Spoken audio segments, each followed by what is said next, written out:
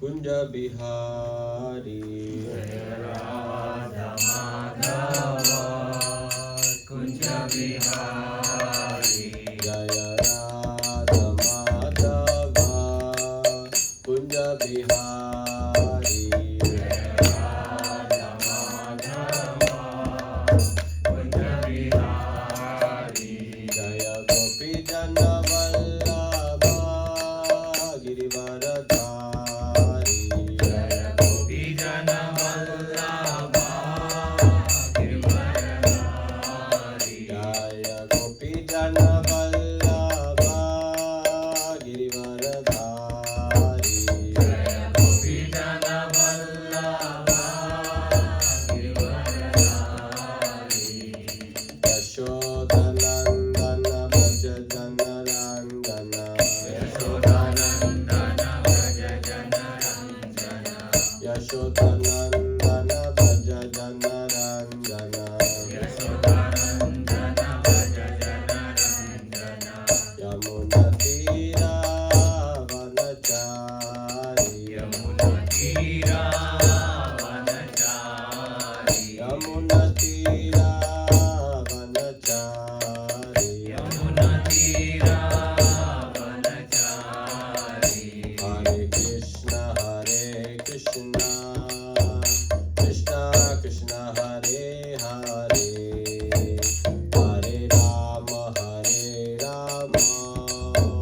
Rama Rama Hare Hare Hare Krishna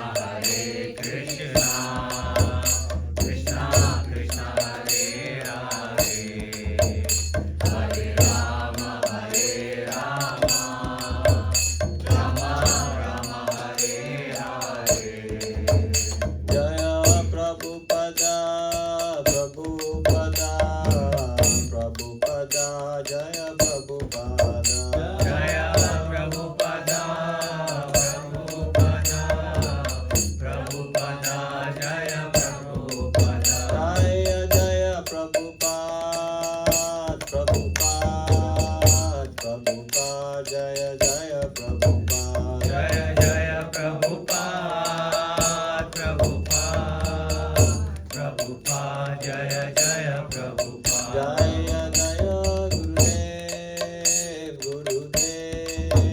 Gurudev Jaya Jaya Gurudev Jaya Jaya Gurudev Gurudev Gurudev Jaya Jaya Gurudev Nitai Gaura Hari Bol Hari Bol Nitai Gaura Hari Bol Hari Bol Hari Bol Hari Bol Tagore Hari Bol Shri Shri Radha Madhav ki Shri Radha Krishna Kanhaiya Lal ki Shri Prabhupada ki Nitai Gaur Premanande. So welcome everybody. Today I think we had multiple programs, so I can see some tiredness on devotees' face. So I will not speak too much. I'll speak as little as possible. So today, first of all, thanks for all the devotees for making it here despite long travels today. Although the driving was much nicer compared to not driving through 401 and all of that. It was nice driving through the farm fields.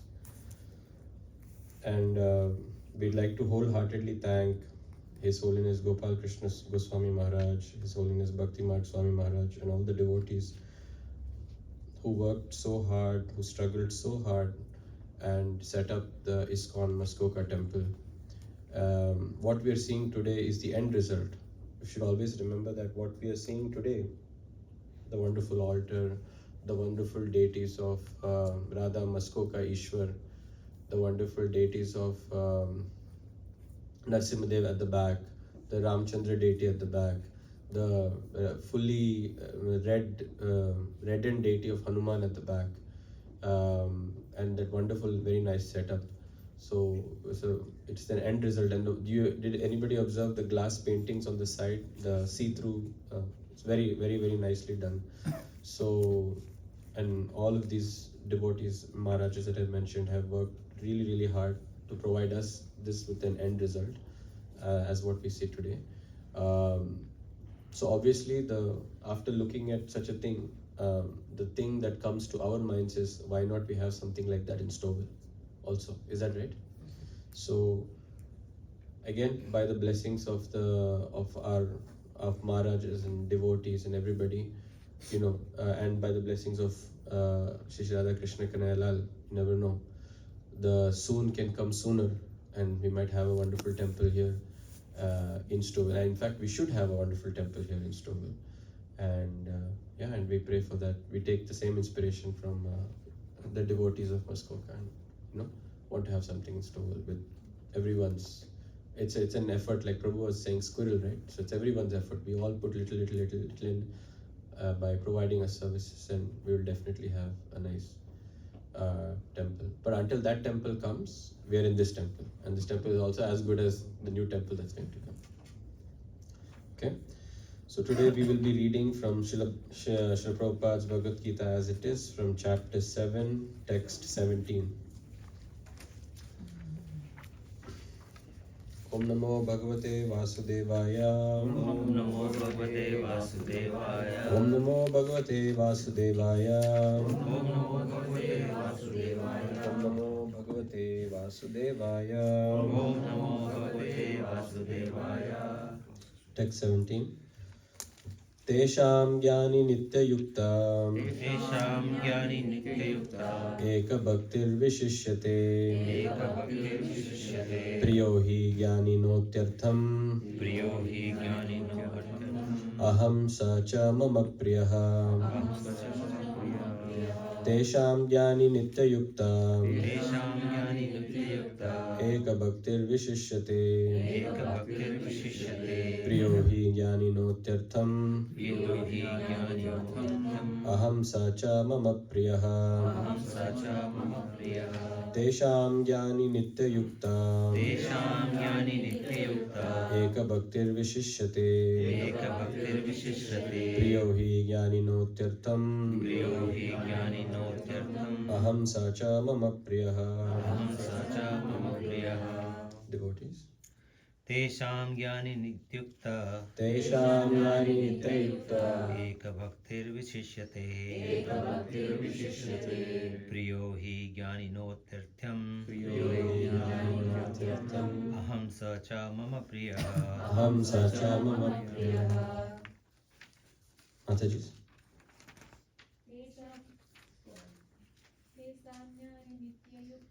Tesham Jnani Nityayukta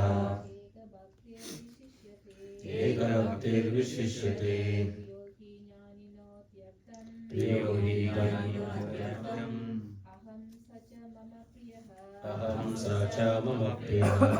Tesham, out of them, Jnani, one in full knowledge, Nitya Yuktaha, always engaged, Eka, only, Bhaktihi, in devotional service, Vishishyate, is special, Priyaha, very dear, He, certainly, Jnaninaha, to the person in knowledge, Atyartham, highly, Aham, I am, Saha, he, Cha, also, Mama, to me, Priyaha, dear. Translation and purport by Srila Prabhupada, Jaya Srila Prabhupada. Translation. Of these, the one who is in full knowledge and who is always engaged in pure devotional service is the best. For I am very dear to him and he is dear to me. Purport. Free from all contaminations of material desires, the distressed, the inquisitive, the penniless, and the seeker after supreme knowledge can all become pure devotees. But out of them, he who is in knowledge of the absolute truth and free from all material desires becomes a really pure devotee of the Lord. And of the four orders, the devotee who is in full knowledge and is at the same time engaged in devotional service is, the Lord says, the best. By searching after knowledge, one realizes that his self is different from his material body, And when further advanced, he comes to the knowledge of impersonal Brahman and Paramatma. When one is fully purified, he realizes that his constitutional position is to be the eternal servant of God. So, by association with pure devotees, the inquisitive, the distressed, the seeker after material amelioration, and the man in knowledge of all becomes themselves pure. But in the preparatory stage, the man who is in full knowledge of the Supreme Lord and is at the same time executing devotional service is very dear to the Lord. He who is situated in pure knowledge of the transcendence of Supreme Personality of God is so protected in devotional service that material contamination cannot touch him. Hare Krishna. Om Ajnanatimirandasya Jnananjana-shalakaya Chakshurunmilitam Yena Tasmai Shri Gurave Namaha. Shri Chaitanya Manobishtam Stapitam Yena Bhutale Swayam Rupa Kada Mahyam Dadati Swapadantikam Vandeham Shri Guru Shri Yuta Padakamalam Shri Gurun Vaishnavamscha Shri Rupam Sagrajatam Sahagana Raghunathanvitam Tam Sajivam Sadvaitam Savadutam Parijana Sahitam Krishna Chaitanya Devam Shri Radha Krishna Padan Sahagana Lalita Shri Vishakhanvitamscha. He Krishna Karuna Sindhu Dina Bandhu Jagatpate Gopesha Gopika Kanta Radha Kanta Namostate Tapta Kanchana Gaurangi Radhe Vrindavaneshwari Vrishabhanu Sute Devi Pranamami Haripriye Vancha Kalpatarubhyascha Kripa Sindhubhya Evacha Patitanam Pavanebhyo Vaishnavebhyo Namo Namaha Nama Om Vishnupadaya Krishna Presthaya Bhutale Srimate Bhaktivedanta Swami Niti Namini Namaste Saraswate Deve Gauravani Pracharine Nirvishesha Shunyavadi Paschatya Deshatarini Jai Shri Krishna Chaitanya Prabhu Nityananda Shri Advaita Gadadhara Shiva Sadi Gaura Bhakta Vrinda Hare Krishna Krishna Krishna Hare Hare Hare Rama Rama Rama Hare Hare. So thank you all for coming to our Sunday feast program here at Stouffville. So we will be discussing today from chapter 7, text 17. So how many of you remember what we did last week? What we discussed Bhagavad Gita in last week?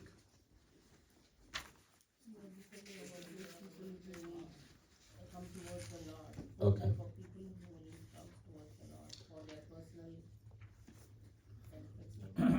So who are the four types? Because this verse, as you can see from the translation, is a continuation from the previous verse. So when Prabhupada says, of these, the one who is in knowledge and who is always engaged in pure service, devotional service, is the best. Who of these? Who are the types that we have? That I think Maharaj gave a class last week, if I'm not wrong, Bhakti Marg Maharaj. So what did Maharaj say? What are the four types or different types of people that they're talking about? Distressed. Okay. Desire of wealth. All right. Inquisitive. Okay. And the one in search of absolute knowledge. In search of absolute knowledge. So explain one of them, each one of them by different words. Distressed people who are suffering. Yes. Go on, bro. Yeah, who are suffering from different material problems happening in the world, in their family, personal life. They are distressed. They are in tension. Okay. They don't know where to go, what to do. So they approach Krishna. They approach Krishna to find the way out of the problems that they are facing. Okay. They are too distressed.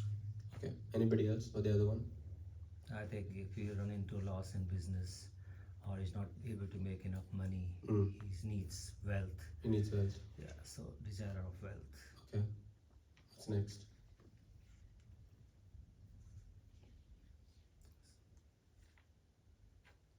No? Arumal Prabhu? The inquisitive, he actually wanted to know more about the absolute truth. That means he wanted to know about God.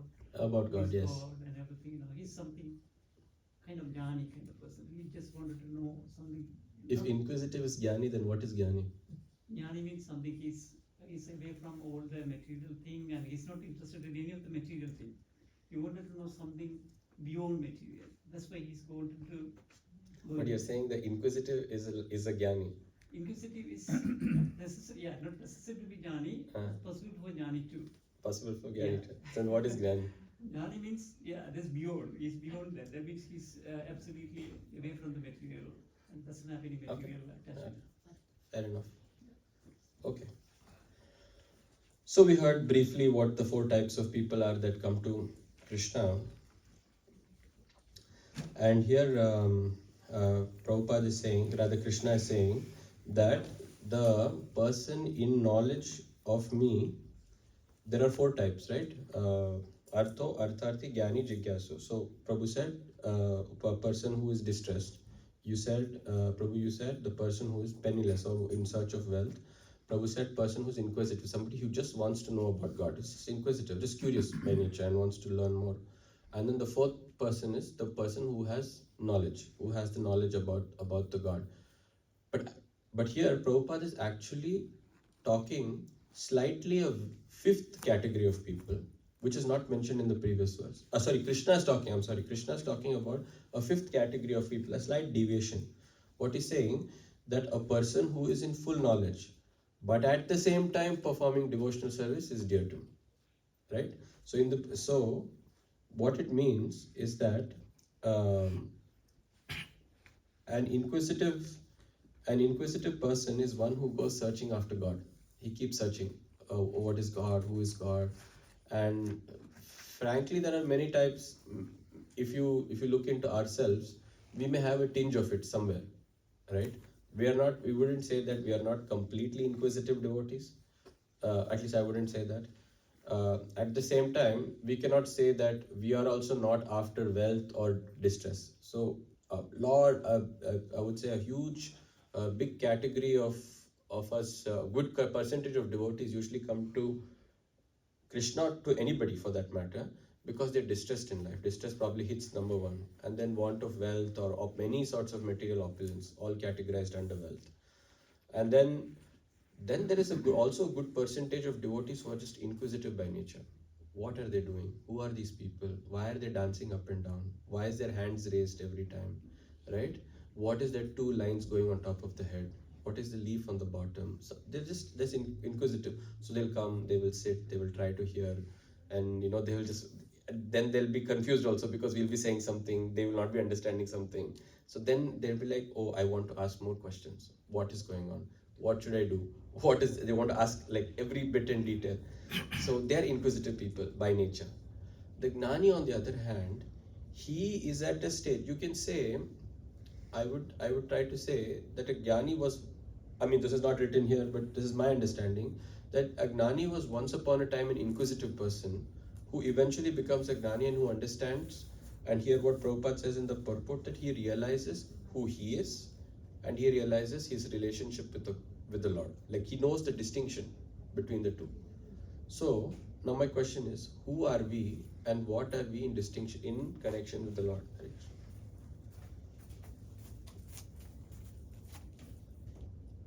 You're part and parcel of the Supreme Lord. Okay, expand that.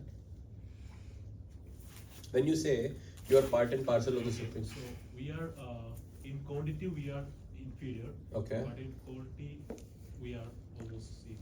Okay, so but if I were a very brand new person and if you say quality and quantity, I would not understand that. What would you tell to a new person, like who are you and who is God? Considering a sea, we are taking a drop of water from the sea.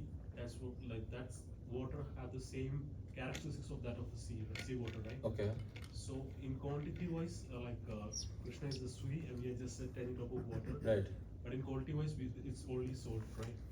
Yes, that is also correct. But then I still don't want the sea example. I want to know who I am and who the Lord is in simple terms. Like what if you were to ask me who I am and who you are, I will say you're like my brother, right?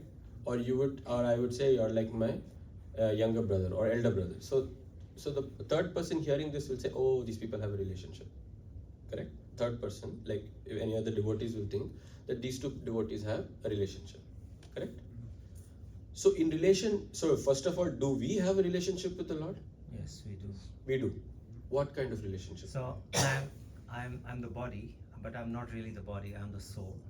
Okay. So this is the soul, Right. and the Krishna is sitting next to me, Right. and that is the super soul. Hmm. So it's part of the super soul is my soul. That's me, and that's how I'm linked with that. That's my understanding. Okay, but like if I was a very brand new person, if you tell me that the Lord is in my heart and then there is a soul next to it and then there is a super soul there, I won't understand that. Okay, let's say What is the relationship with you and the lady behind you? So that's me, and that lady behind me is who's controlling me. Are That's you my sure wife. it's the same lady? They could have switched places. Now yours is gone third one.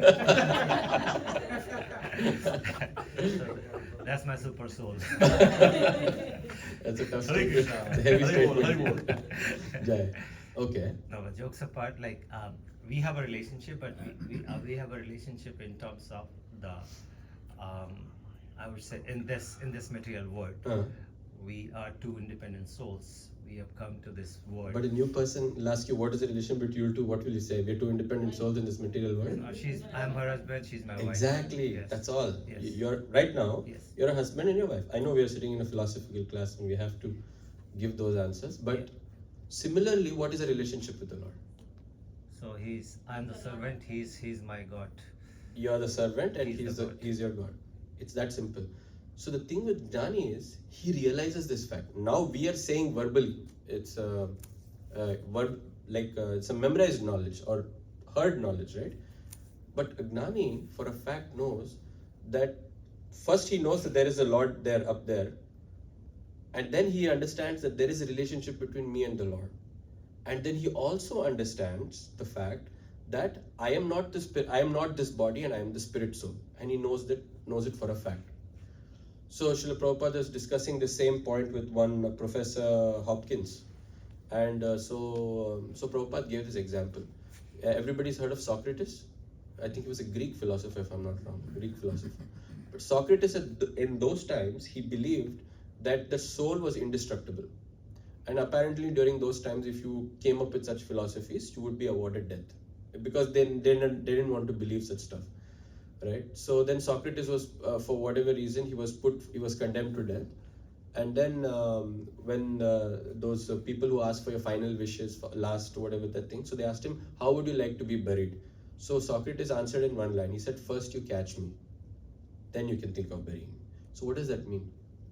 They've already caught Socrates, but Socrates is still saying, first you catch me, which means to say that the soul, in the second chapter, it is said that it cannot be cut into pieces, burnt by fire, withered by the wind, etc., etc.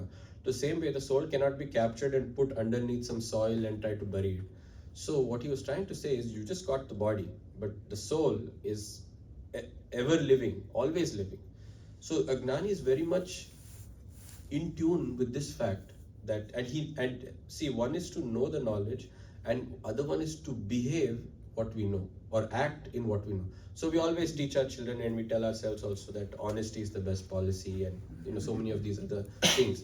But how much of that we are following? How much of that is what do you say? Implemented. Exactly, implemented.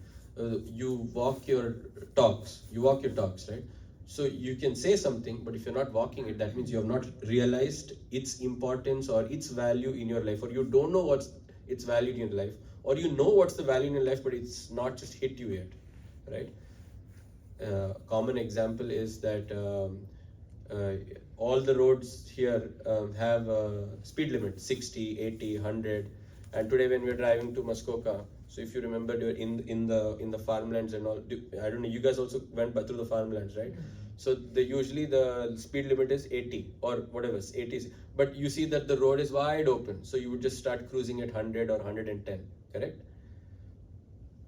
There is a reason why that there is a plate, that a number that says drive at 80 or drive at 60, or on the highways it will say drive at 100. There is a reason for it.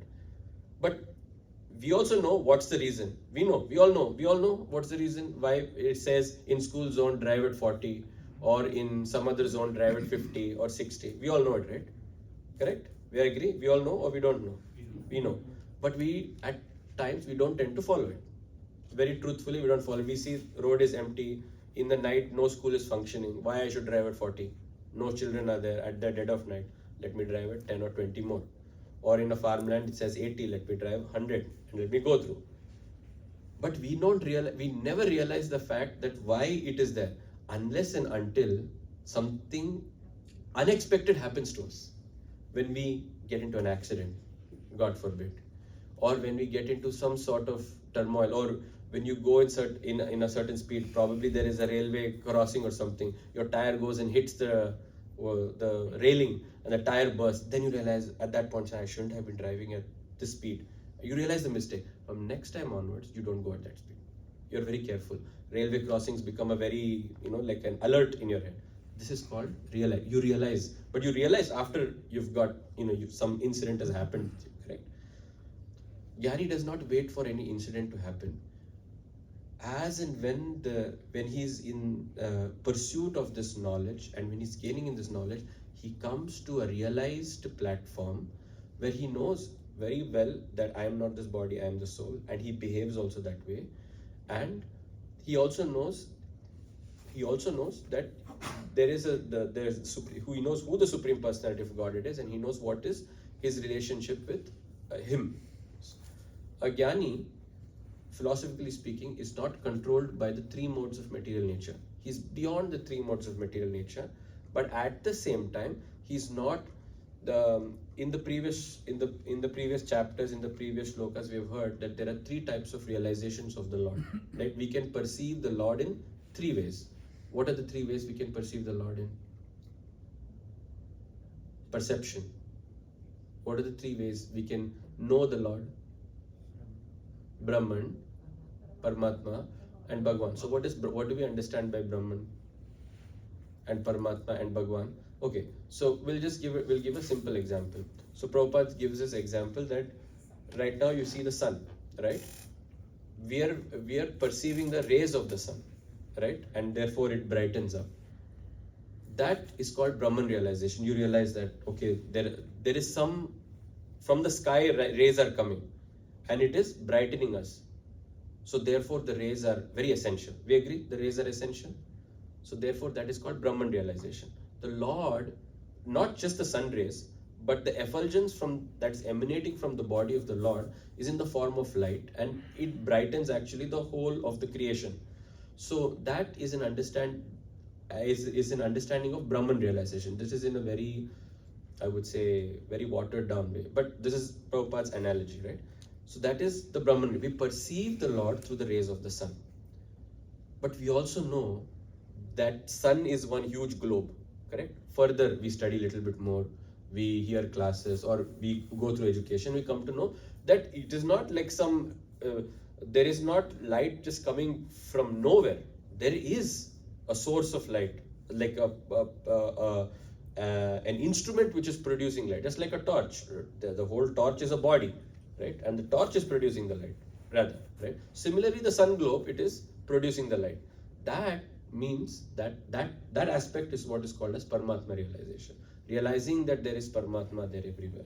Right? And further, if you go deeper into Paramatma, we realize that, like Prabhu said, that we have a soul and the Paramatma is located in our heart, and so on and so forth. Finally, that which is not seen, or which we don't undergo many in our education, is that how does that sun globe get that energy to produce light? So behind that energy or the globe, there is an energetic character. There is a physical person, a person that can be touched and felt, and we can have interactions with that person just like how we are having with each other.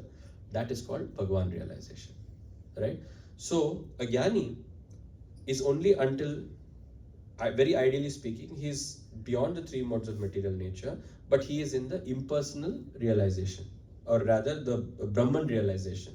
He's in the fact that he knows that there is a Lord that exists, and there is something beyond this whole activities of the material world, and he's aware of that, and he's in that position.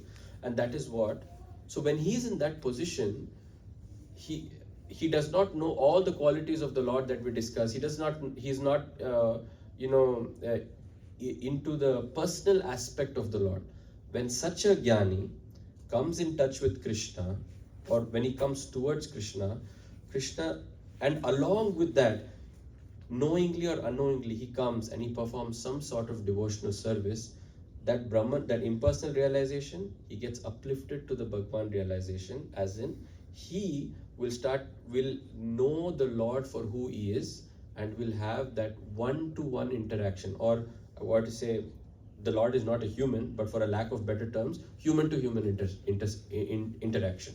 So that so that is what the Lord is saying, that a person who is in full knowledge and engaged in pure devotional service is the very best. An example from Bhagavatam goes that we've heard about the four Kumaras. The four Kumaras are basically the four sons of Brahma. And initially, it is said that they were Gyanis, and they were in the impersonal realization. And it just so happened that once they were going through the spiritual world, and they just smelt the scent of the tulsi leaf that was offered to the Lord's lotus feet. Just by that scent itself, their realization got elevated from their impersonal aspect to their Bhagwan realization, and then they progressed in spiritual life further. Similarly, Sukadev Goswami, who is the speaker of the Srimad Bhagavatam, he was also in an impersonal realization. So he was like a liberated soul right from his birth itself. But he was in the impersonal realization, and he just wanted, and he was, and the Bhagavatam describes his character. That as soon as he was born, he just walked out of the house, and he did not want to do anything with this material world whatsoever, and he just wanted to go off into the forest and get into some sort of meditation and do some meditation practices and things. So he didn't want anything to do with this world, which means that he was freed completely with the three modes of material. We also can say we also don't want anything to do with this world, but that is just only namesake. Prabhu, I don't want to do anything to do with this home, house, wife, husband, this, that. That is in frustration, we're saying. But after 2 hours, that will come down, and same, we have to go for lunch, dinner, breakfast. That same place only will end up. Not that way. He was really not interested. To an extent that when Sukadev Goswami was born, he had no clothes on his body, and he just walked off, right? And then there were all these kids and all these people roaming on the street. They were throwing stones at him, and they were hurling insults at him. Nothing affected him whatsoever. That is the quality of a person who's in impersonal realization. He does not care for he's very compassionate. He's compassionate to everybody, he likes everybody, but he does not want anything to do with material life or anything to do with any of this stuff. And eventually, Vyasadeva brings him, there's a story that goes, Vyasadeva brings him back, and he speaks the Srimad Bhagavatam to him. Once he speaks the Srimad Bhagavatam to him, Sukadeva Goswami becomes a very, very realized, very self-realized soul in the realization of the Supreme Personality of Godhead as a person, which we call as Bhagwan realization. Eventually, that led him to, to speak Bhagavatam to Parikshit Maharaj, and then the rest is history. So what does that, now that you've heard this, what does that mean to us? So that means like we said, a major characterization of most of us are, we've come here because we're distressed, or we have come here because maybe there was some culture sold to us, or seeded to us when we were a child, that you have to you need to pray to God or something like that, right? We might have some culture, some tradition glowing through us, right? But does that mean, okay, we are not at a Jnani stage? Is anybody here in a Jnani stage? For that matter, someone could be. No? Aravan Prabhu is like thinking, maybe. Debating. No. He's debating. Debating. So clearly we are not at a Jnani stage. We could definitely be at a stage where we are inquisitive, right? So Prabhupada, there is this book called Prabhupada's small book. I think it's called On the Way to Gita, right? Or On the Way to Gita. On the way to Krishna. On the Way to On the Way to Krishna. Is it On the Way to Krishna? Small book, right? No, it's not. No, not On the Way to Krishna. That's the one with Krishna, the flute, right? No, not that one. There's a book called On the Gita, actually, and it's a book based on Srila Prabhupada's teachings. I think his disciples have put it together, and there Srila Prabhupada says that devotional service is not a sentiment, or rather, how do we put this? Devotional service is not a sentiment, or having a connection with the Lord is not a sentiment, right? So what is sentiment? So I'll give you a brief example in something in my life, right? We have varieties of sentiments. Different people from different cultures, from different parts of the world have different types of sentiments when it comes in connection with the Lord. So when I was young, we had this thing called CBSE board exams. I was studying under the Indian syllabus in the Middle East, and 10th board exams was considered like your do or die thing of your education.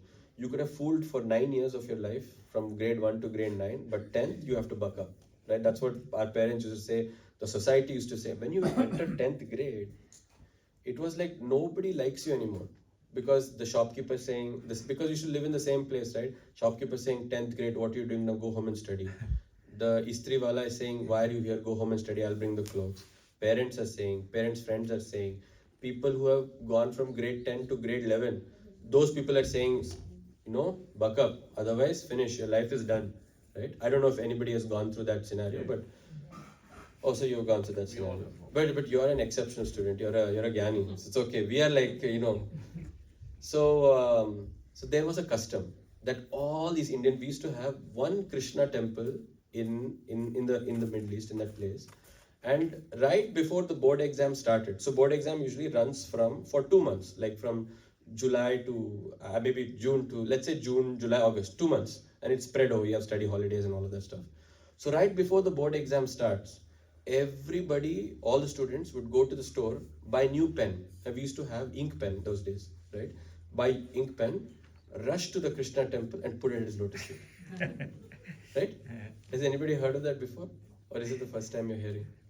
This is one of the sentiments, right?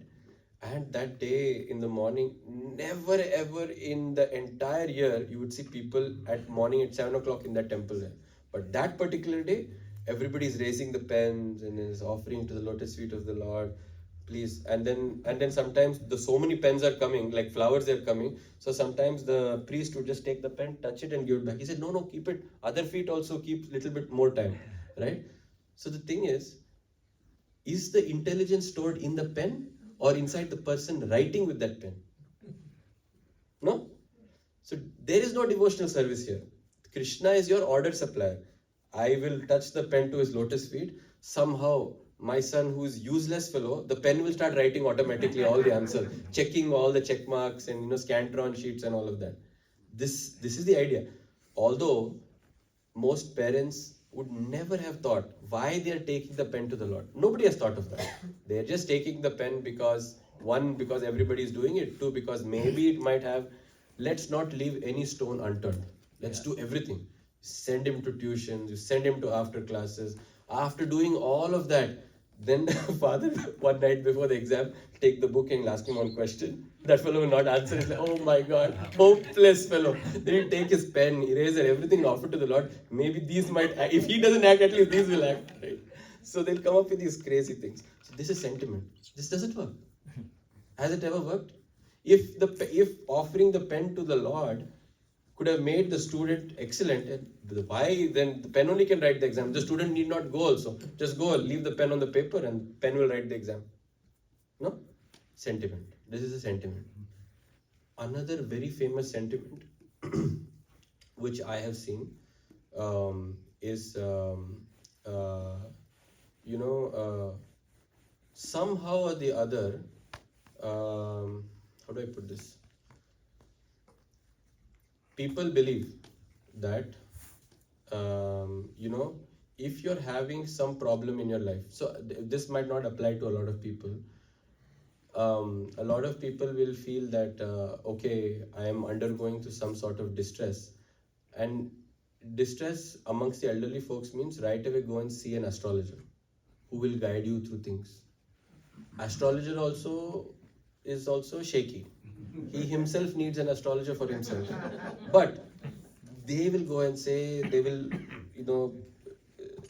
my daughter, my son, my father, XYZ problem. Astrologer will draw a complicated chart. These people will be watching. The more complicated chart the astrologer does, the better the astrologer is in the eyes of the person seeking the issue. Anyways, he will come up with these very crazy solutions that you'd never have thought in your life. I remember one of my friends sometime he was saying that this all happens during our exam times, right? Our friend said that every day in the morning, somehow he connected the Surya, the sun god, for education or something like that. I don't know how he connected that. He said just look at sun god, cut an lemon and just throw it up. But that's it. And all your issues will go off. So like this, we see different sentiments like that, right? And we see further on, we'll debunk some more sentiments of this. These are not considered, So Prabhupada specifically says that he uses these three words, which we should all take into effect. Prabhupada says, one must taste the nectar of devotion by reason, argument, and knowledge. Don't accept whatever I am saying right now at face value and say, oh, okay, Prabhu is wearing tilak, dhoti, and kurta, so whatever he's saying must be true. You should reason whoever is sitting here, whatever you're reading, you should reason. When you say argument doesn't mean fighting over things. There is vad, vivad, and there is samvad. So when Krishna and Arjuna are talking, Krishna is saying one thing, Arjuna is saying not possible, right? But then Krishna says why not possible, and then they have a very nice discussion. Discussion is what's required, not argumentative, which is very destructive. There's no output, there's no result out of it. So Prabhupada says, what did he say? You need to reason, you need to have a discussion, and then the discussion should be based on knowledge. It shouldn't just be based on some, hearsay thing, random thing. Someone told me that somehow was very palatable and pleasing to my mind, and this sounds so nice, and let me place it, and this is my philosophy. It doesn't work like that. Everything has to have a source. Everything has to have a basis, right? So even the stories of Ramayana and Mahabharata, right? We always discuss these pastimes, different pastimes. Everything should be seen from the eye of the Gita. The Bhagavad Gita is like your spectacles, right? When you wear them, you actually see the character for what they are, right? There is a very common verse in Sanskrit. It says, Keshavam patitam drishtva pandava harsha nirbraha rudanti kaurava sarve haha keshava keshava. What it basically means is that seeing Krishna slipping and falling down, all the Kauravas started crying and all the Pandavas were in jubilation. Does that make sense? Right? Does that make sense to anybody? Krishna has slipped and fell down. The Kauravas are crying, oh Krishna, you've fallen down, and they're feeling very bad. But the Pandavas are jumping in happiness that Krishna has fallen down. Does that make sense to anybody? Of all the Mahabharata that we have read, of all the Bhagavad Gita they have read, it seems like a very opposite thing. But when somebody wears the spectacles and sees, it's a Sanskrit play on words. But the concept is, it's basically saying Ke Shavam Patitam Drishtva. It's saying that there was a crow. He saw a fish on the surface of the water. Or not a crow, sorry, a bird. He came and he picked up the fish and he wanted to eat it, but it slipped from his mouth and it fell down. Looking at that, there was a bunch of crows sitting on a wire. They were like, ha ha ha ha. So the crows they can make sound, right? Ka, ka, ka. So they're also called Kauravas. They make ka, they are Ravakartara, right? They make that sound. So the crows are also called Kauravas. So they were, they were in jubilation that, oh, this fellow missed the food, right? So that's why whenever you see Ramayana and Mahabharata, you might sometimes think that Kaikeyi is correct. She did correct. Who will not have affection for their own child? Who will want their child to be at the last bench? Everybody will want to do something for their child, right? So therefore, Kaika is correct. Why did that thing happen to Karna? Right? Karna is like a big issue, right? You're all aware of Karna's story, right? Why that thing happened with Karna? No, Karna, the lot of injustice happened with that fellow. Actually, Mahabharata is wrong. These people are preaching wrong. People come up with that sentiment. Ekalavya is another story where people say, what is that? These people, he was a poor guy. He went and asked for education. He said no. Fine. He did not retaliate. He went and from some hidden place he learned. Just by watching he learned the thing. And this person went and cut off his thumb, or rather he gave his thumb, right? So that is another, people come up with things that, no, lot of, injustice has happened to Ekalavya, right? But when you actually see things through the knowledge of Bhagavad Gita, when you reason, when there is an argument, when you discuss, you have to discuss with somebody else, right? Prabhu or Mataji, this is what I'm thinking, and it's a very honest one. It comes very honestly. No question is too small, no question is too big, and every doubt is supposed to be considered with equal importance. There are questions which Arjuna asked that sound very trivial to us, but they are very important questions, and Krishna treated every question of Arjuna with equilibrium, and he answered it also, right? The same thing, Parikshit Maharaj has so many questions, Sukdev Goswami answers them. So these are things you should always ask questions. Why this? Why not this? Why that? Right? My mind is saying something else, or I've heard something else, but that does not tally with what's going on. But then the opponent will ask you, what is the source of your knowledge? And you should ask yourself that if you are saying something, what is your source of knowledge? Where is it coming from? Is it coming from some hearsay or your own creation, or are you actually basing it off from the scriptures? Only then it makes sense, right? So, saying this, one thing to, so one thing that I'd like to sort of do is I'd like to always connect the shloka with the pastimes, just to enhance the understanding, or rather enhance my own understanding, right? So how many of you have heard of Sudama? Everybody practical in this room. Okay. So what is Sudama's story? Let's have an interactive way. So what is Sudama's story? How does it start? Okay, next. Sudama is a friend of Krishna. Then? He's a poor guy. He's a poor guy. Yeah. Right. Next. Usually Brahmanas in our Puranas are usually very poor. Only today's Brahmanas are very rich. Usually Purana Brahmanas are very poor. Anyways. Okay, wife didn't have food to feed the kids. Then what happened? Wife kept pushing him to go to Krishna and ask for help. Ask for help. Okay. All right. Then what happened? What did the husband do? Or what did Sudama do rather? He went to see Krishna. He went to see Krishna With a gift. with a gift. Right. And then. He was hiding that gift from Krishna because he thinks he's too poor to give Very good. that gift. Very good. Okay, he was poor. He was hiding hesitant his to. emotions. He was hesitant to give the gift to Krishna. Then. And the gods didn't let him go even. The But go- then Yeah, this sounds very much like Ramanand Sagar type, but I was also watching that once upon a time. But nevertheless, that's good. Then Krishna saw the feet were so much hurt by walking, so he started to wash his feet and everything. Right. Radha was looking. Who was looking? Rukmani. Rukmani, Yeah, ah. Rukmani was Okay. looking. Yeah. Okay, so the Brahmana was poor. He traveled to Krishna's place. The guards didn't let him. He went in. Krishna massaged his feet, did a thing, and then Rukmani was watching over. Then what happened? Krishna asked for, what have you brought for me? And then he didn't give. And then?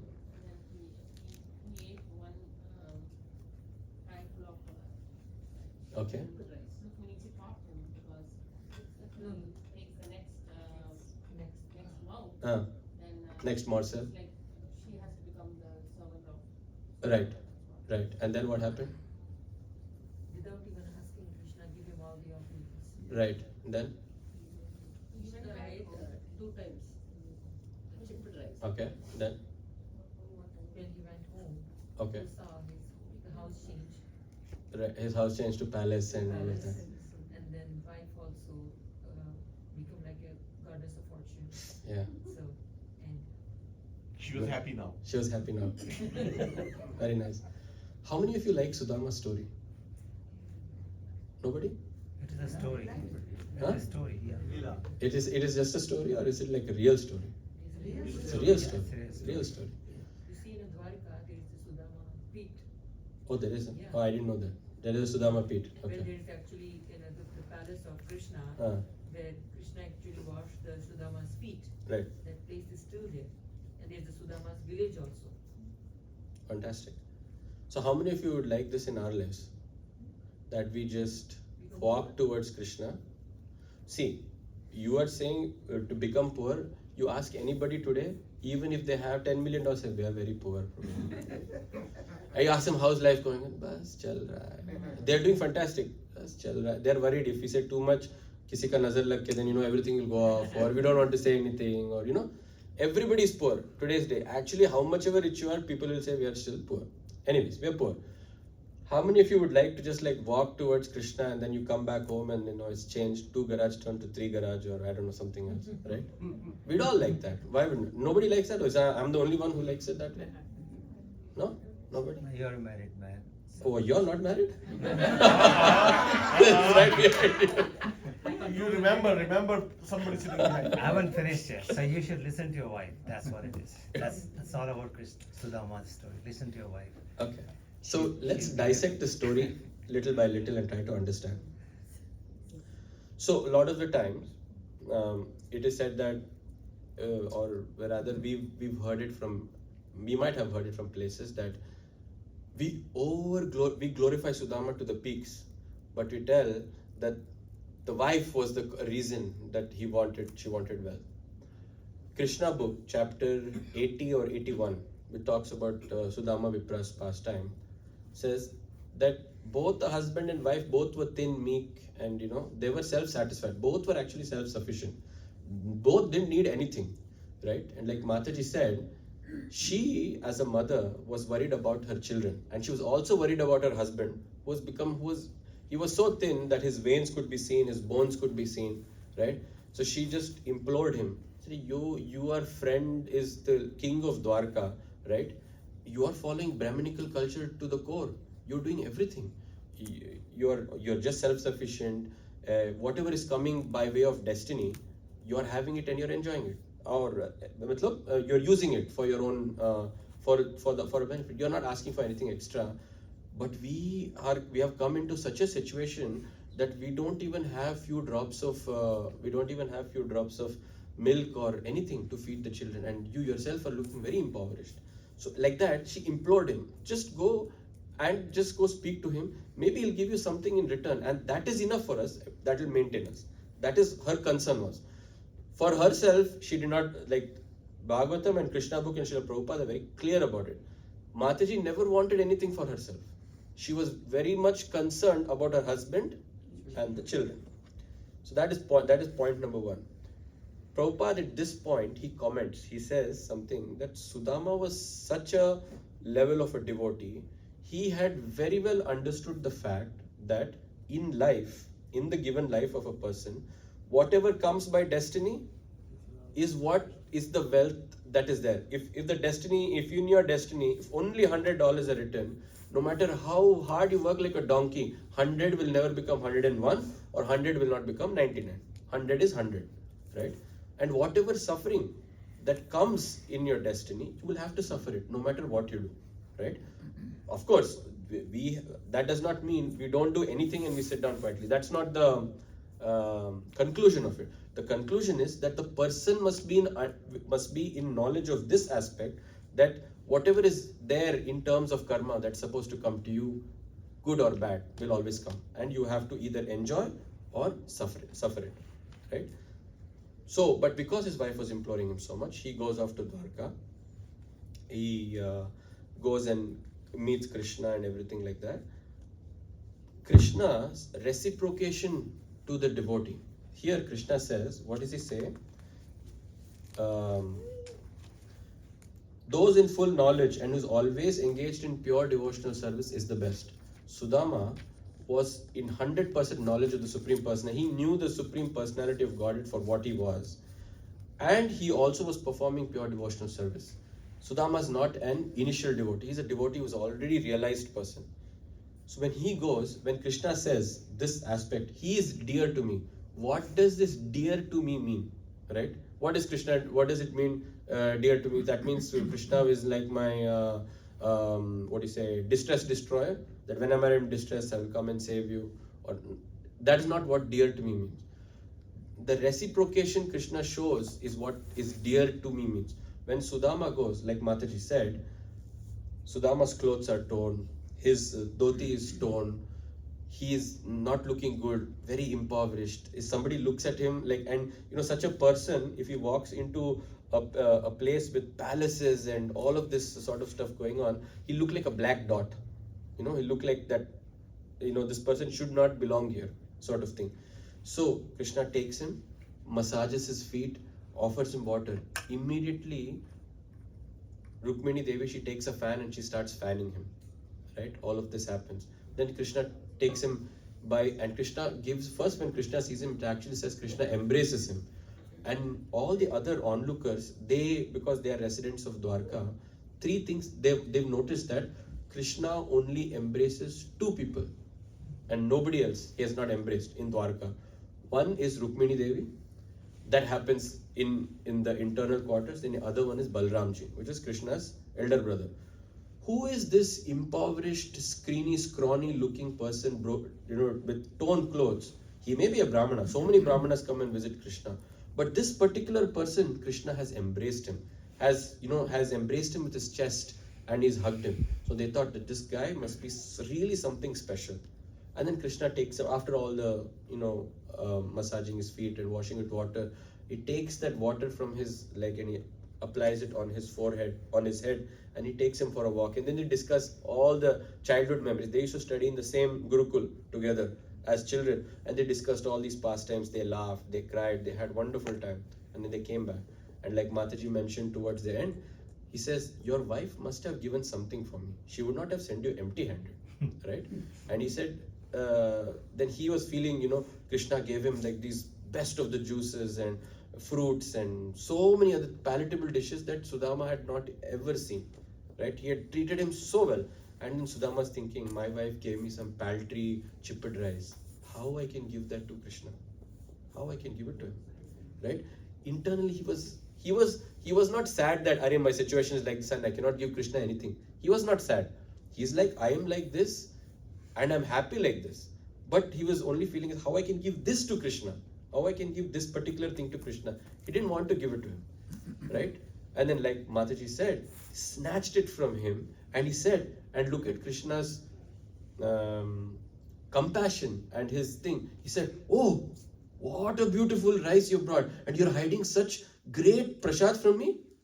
I gave you so many things. I gave you juice, I gave you all of this, and you couldn't share this one little thing with me. And he chastised him, playful chastise.